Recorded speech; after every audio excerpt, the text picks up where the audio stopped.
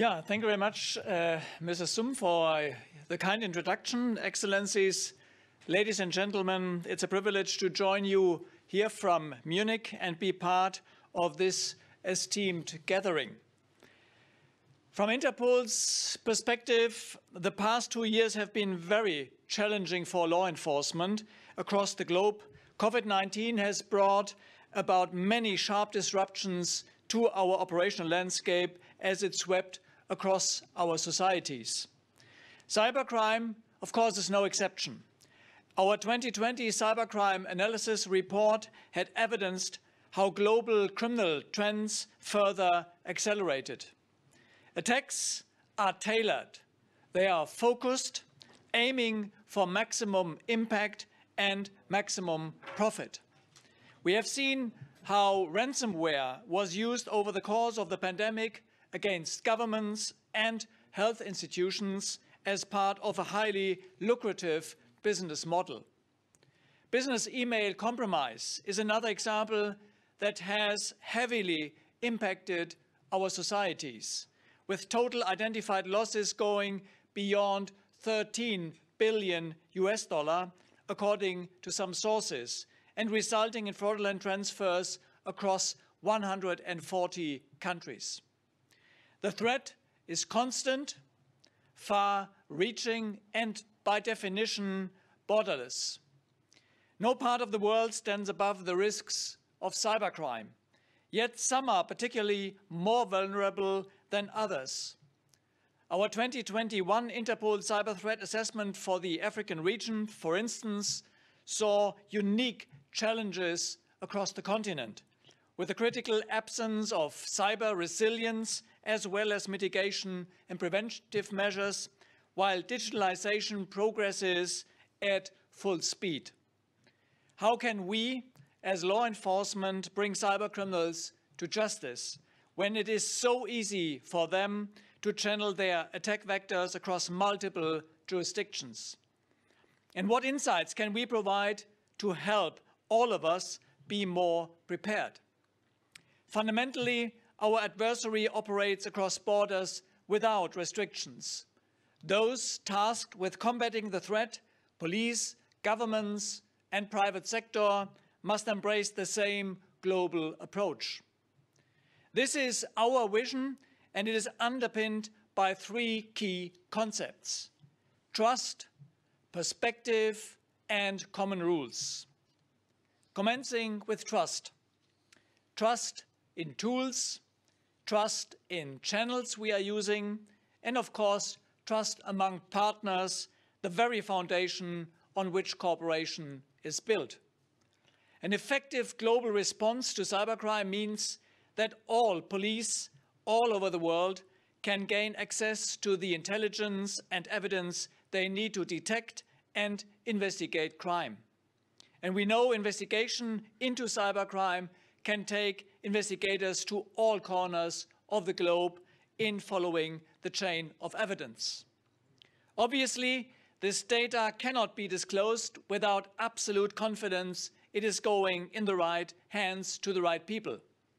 This can be difficult for smaller police forces around the world. This is why Interpol is pursuing initiatives to be the trusted partner to connect police and the private sector through our WHOIS initiative to facilitate law enforcement access to domain name registration information from the WHOIS database, and through further work on assisting police around the world to build trusted digital identities. We also need to have the trust and confidence to work closely with experts in the private sector.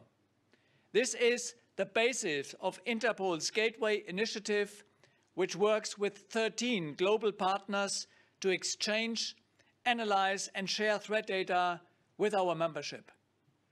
We must work at the global level.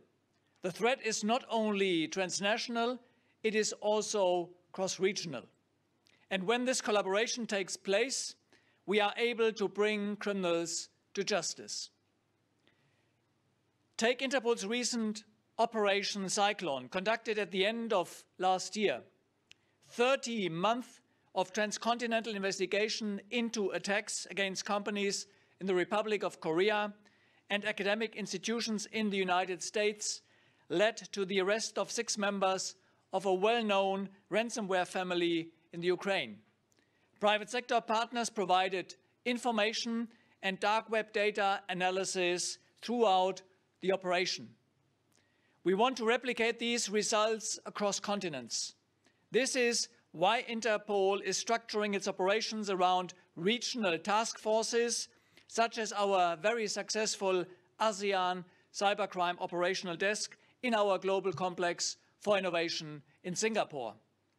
With the support of the Foreign Office of the United Kingdom, Interpol has been building on this model to establish the Africa Cybercrime Operation Desk. It is with that same support that Interpol's Operation Falcon II recently led to the arrest of 11 alleged members of a prolific cybercrime network in Nigeria. Going forward, global security will call for more such activities, and we can get there by increasing our data and information flows and widening participation of the global law enforcement community. This takes us to the second pillar, perspective. Today's discussion rightly focuses on the challenges we will be facing into the future, but we need to be mindful that there is a large proportion of a global population who will not have access to that future just yet. As a result, while those at the cutting edge of technology will embrace new technologies and discard old ones, many communities and their law enforcement organizations will not have this opportunity.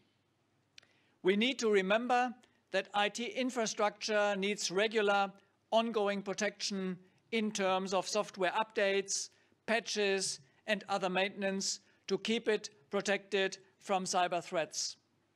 As we move forward, there will be a greater number of users relying on servers, web browsers, and applications that no longer receive support from technology providers.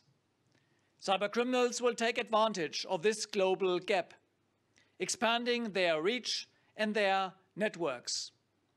This is an ongoing challenge for all of us wanting to ensure global cybersecurity, making sure we are mindful of best security practices when we offer technical assistance. However, even the most effective operational capabilities will be limited if we do not focus on the third pillar, the need for common rules. Interpol brings together our 195 member countries, each with their own rules and legislation against cybercrime or any other type of crime, under a single common framework for the processing of data. These clear, robust, and collective rules offer a common ground that ensures the efficiency and quality of international cooperation between criminal police authorities through our Interpol channels. However, this is only one part of the criminal investigative and judiciary process. Law enforcement can only act if there is appropriate legislation, and here again, the situation varies vastly from country to country. The pace at which the cybercriminal landscape is evolving can make it even more difficult for legislation to keep up. The resulting legislative gaps pose challenges for law enforcement agencies and prosecutors, specifically for cross-border enforcement. This is a complex situation, and it is compounded by the lack of global treaty, law, or legislation to address cybercrime that we face today. However, we take note of the launch by the United Nations General Assembly of discussions over an international convention that could address some of the gaps that exist today.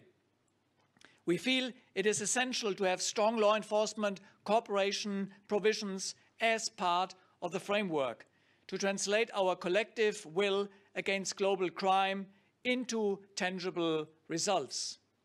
This is Interpol's raison d'être. Ladies and gentlemen, cyber criminals and law enforcement are not fighting on equal terms. That is much clear. Just as the crime is borderless, so we must be prepared, and so must be our response. This is where the cooperation framework made available by Interpol fits in the global security architecture. Maintaining secured communication channels and cooperative networks, offering a central repository for criminal data from 195 member countries and partners, acting as gateway between law enforcement and the private sector, and serving as a deconfliction hub for ongoing law enforcement investigations and operations. This must be our shared objective, public and private sector alike, working across our respective boundaries to push the exchange of actionable information on cybercrime so that threats are identified as soon as possible. Awareness is raised about them before they spread globally, and mitigating actions is taken. I look forward to discussing with you how we can achieve those objectives together. Thank you very much.